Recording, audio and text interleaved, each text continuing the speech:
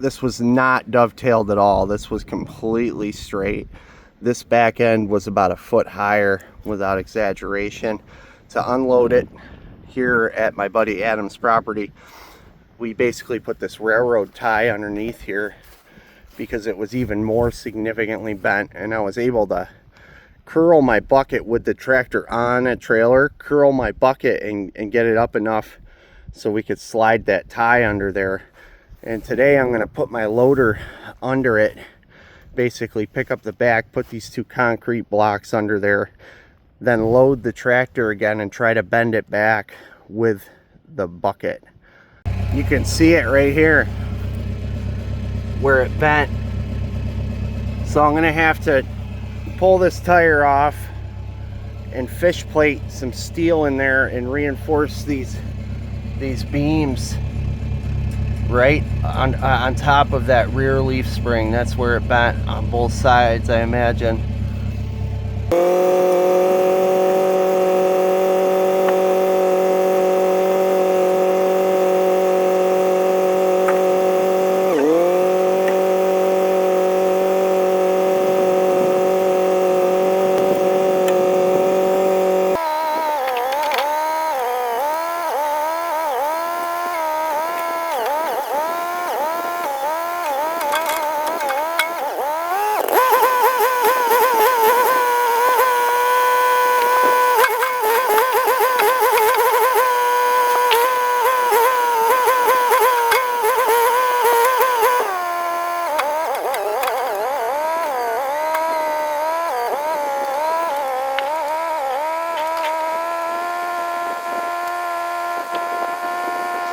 It's pulling straight. I pulled it here bent. It's pulling straight. It's just very, very compromised. I'm gonna see, these have got to be, oh wow, we broke those. I had a feeling those would break, or at least one of them. I'm gonna see if I can curl the bucket up under there, tweak it back a little more, because once I take those supports out from under there, it's gonna bend back to the way it was.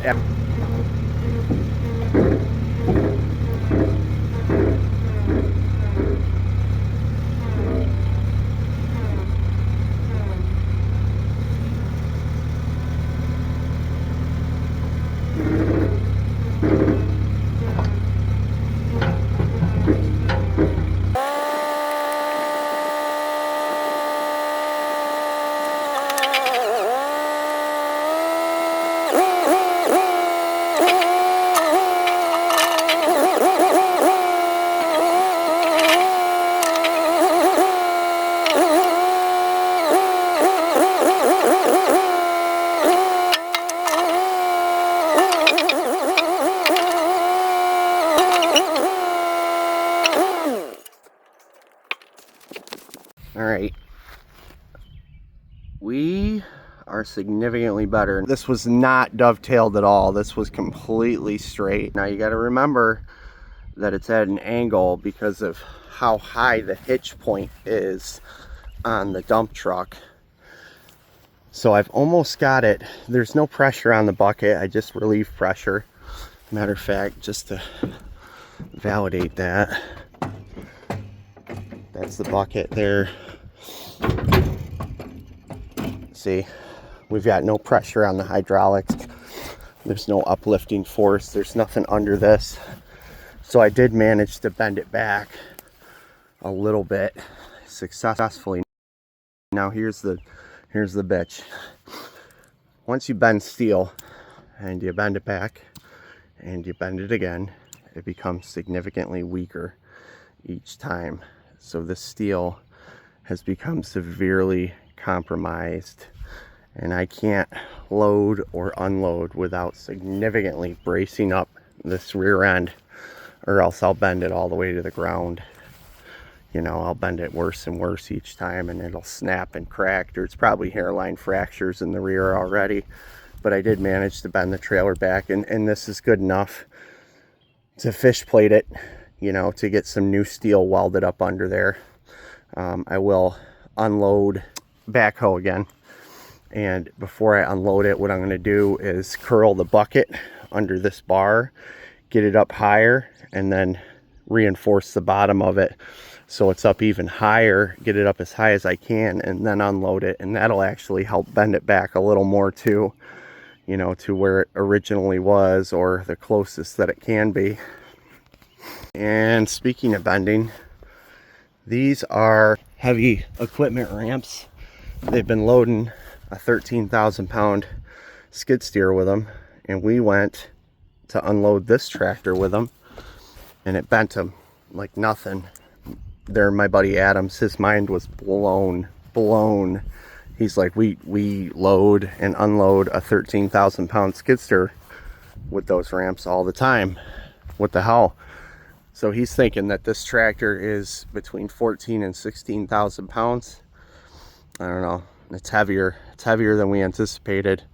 I thought it was around 12 or 10,000, but yeah, with the weights and all that, I mean, it's heavy enough to bend stuff. It's heavy enough to bend a trailer that's rated at 15,000 pounds.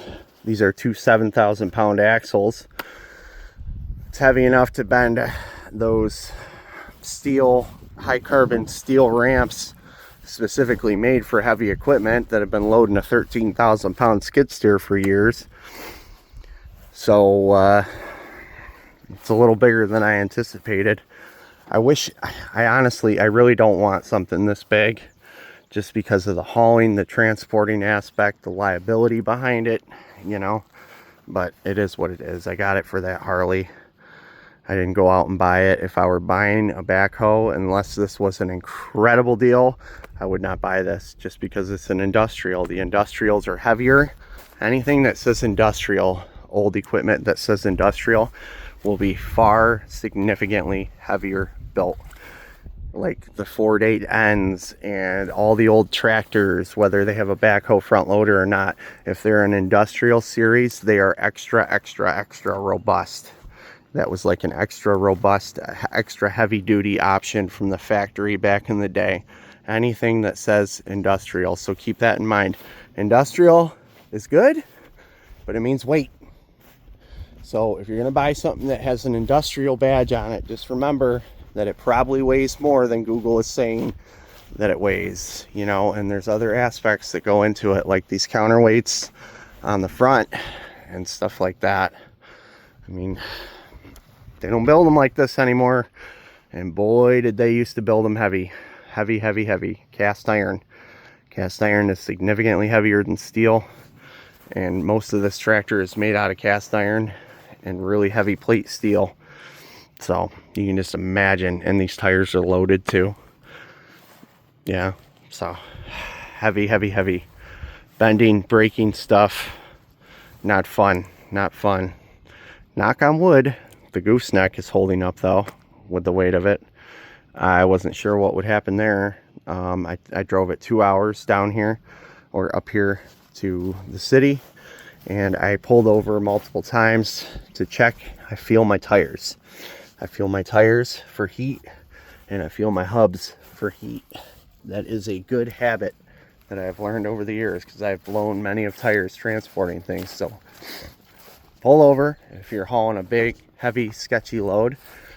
Routinely pull over every half hour, 20 minutes. Feel your tires, feel your hubs. If your hubs are getting really hot, something's wrong with your wheel bearings, or you need grease, or they're not tightened properly, or they need to be replaced, and you're about to have some catastrophic failure on the side of the road. If your tires are really hot and they're getting hotter and hotter, so they get warm, that's normal for them to get warm, but hot, you'll know. If they're getting hotter and hotter, you're about to have a blowout. And make sure they are inflated to the proper PSI. That is another thing. These tires run 110 PSI, and I run them at around 100. I should run them at around 110. That's where you're going to get your best performance out of these. These are actually more apt to blow out if they are underinflated, believe it or not. So you want to make sure your tires, especially LT 14 ply trailer tires, light truck tires, stuff like that, are inflated to their rated PSI. And most of these are right around 110 psi or 100 psi. That's what all these tires are running at. And if I don't run them at the right psi, boom, they blow out, and it's not pretty and it sucks, especially when you got a lot of weight, or you got to jack up this truck or jack up this trailer when it's loaded and you're on the side of a busy expressway. It sucks. So feel for heat and make sure to check your psi, your brakes, all of that before you leave. It's not as straight as an arrow, but it's closer than what it was. I'm going to jack this up extra high, put more blocks under here so the rear tires are up in the air, and then fish plate the shit out of it, weld some plates in there, weld some new I-beams underneath, all that. And I will do my best to make a video of repairing the trailer. It is not going to happen soon, but it will happen. And yeah, we'll get that repaired, reinforced. She's old, a little old and a little pitted, and you know, not in the best shape to be hauling this kind of stuff, but the axles are good. I'm really surprised by the axles and the tires, how they didn't heat up for a 2-hour ride. Knock on wood. Thank you for tuning in. We will see you next time. You stay frosty. Questions, comments, concerns, put them down in the doobly-doo.